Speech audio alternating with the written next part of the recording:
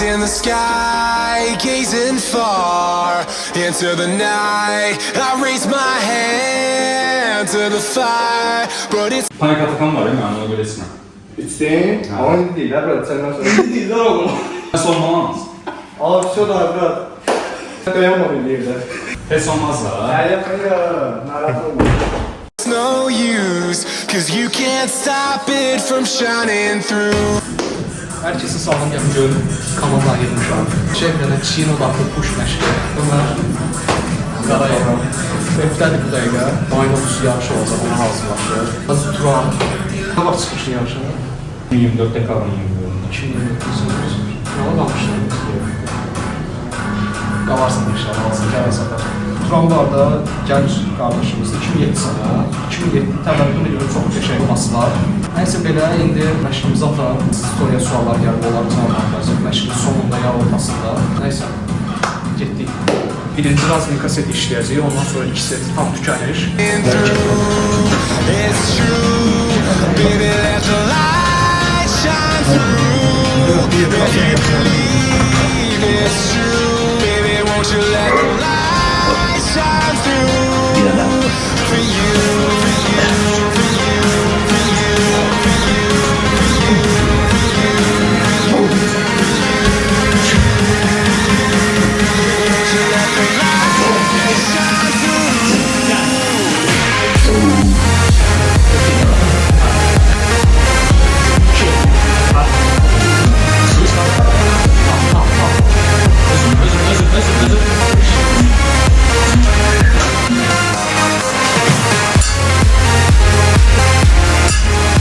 Bu uşaq dəlidir.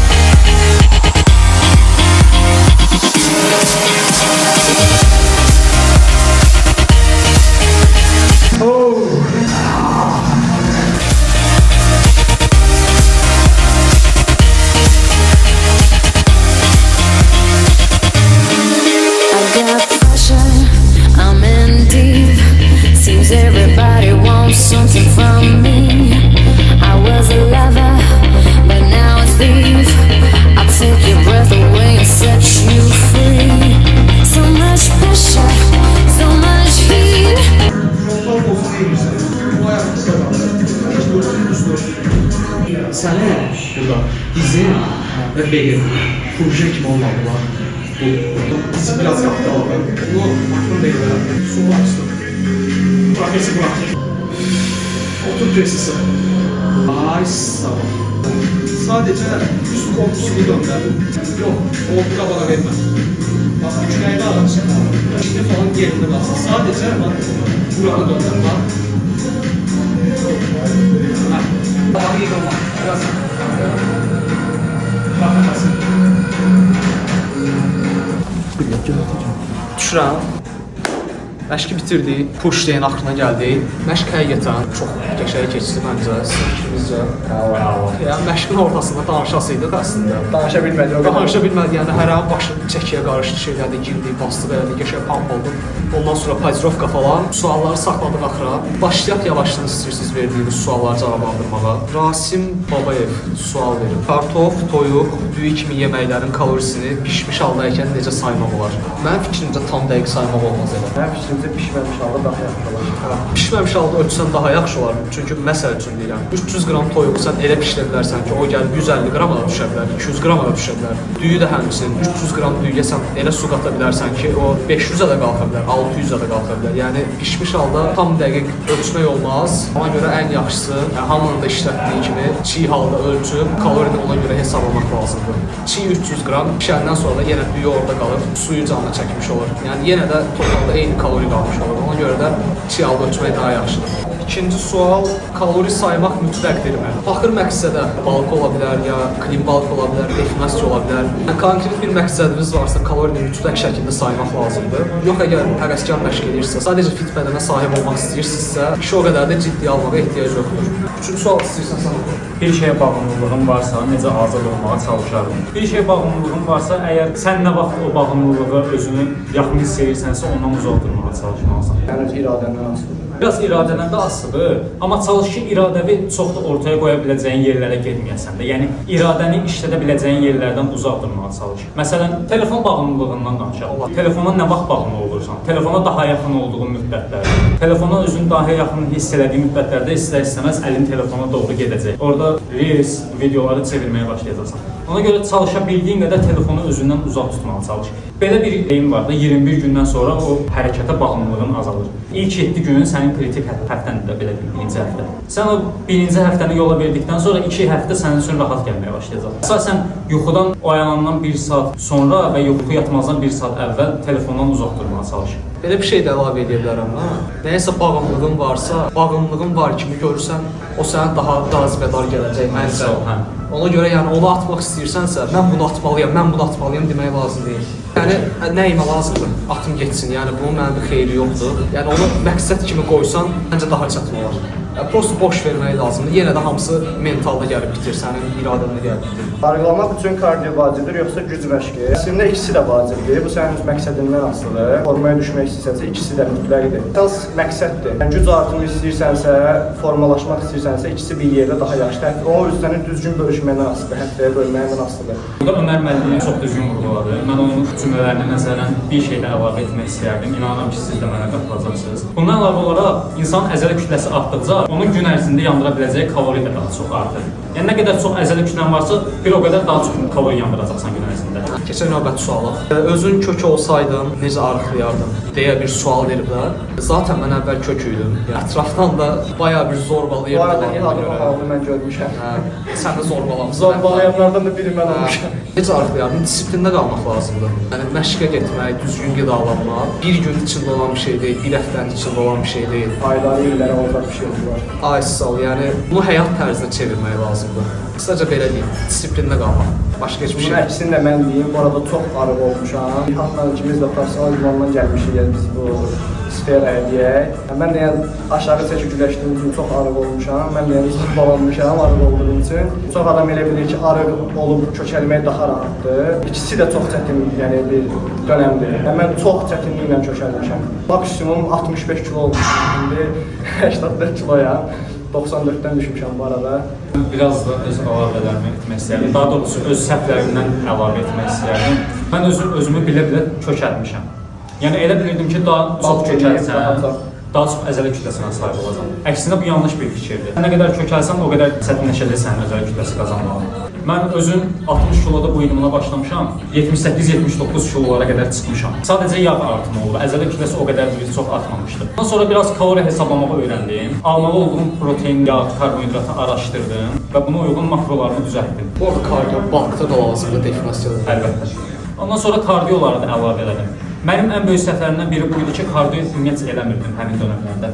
Ən böyük səhvim hər gün məşq eləməyim olur. Belə bilirdim bir əzələyə nə qədər çox işləsəm, o qədər tez inkişaf edəcəm. Yəni yeridiblər, hər gün məşq elə, yəni artacaqsan, belə bir şey yoxdur. Sən fasilə verməyəcəksənsə inkişaf da olmayacaq. Yəni fasilə nə mənada? Məşqdən sonra sənin əsas qidadır, yuxudur.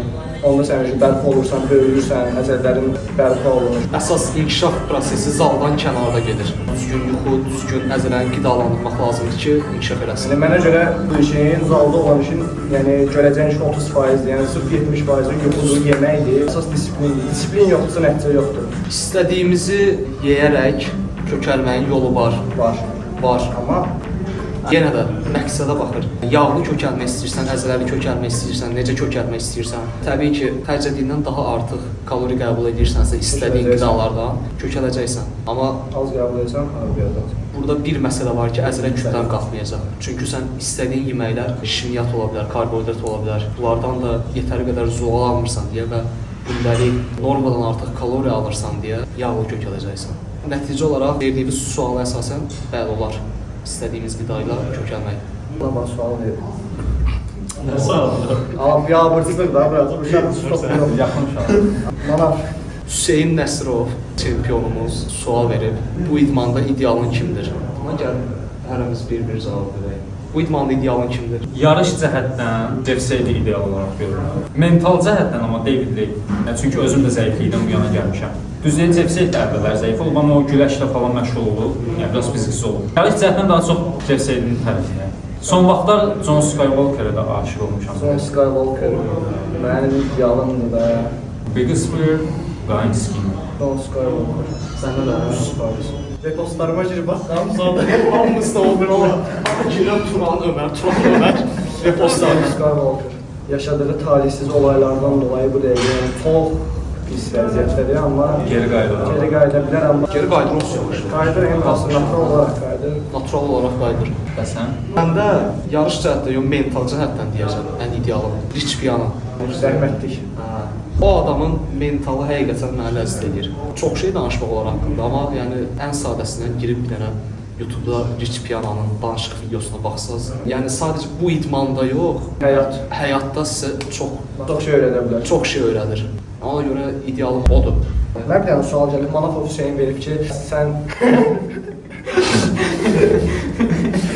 Hüseyin, eybi yox, sən yaxşı bilirsən ki, nədir?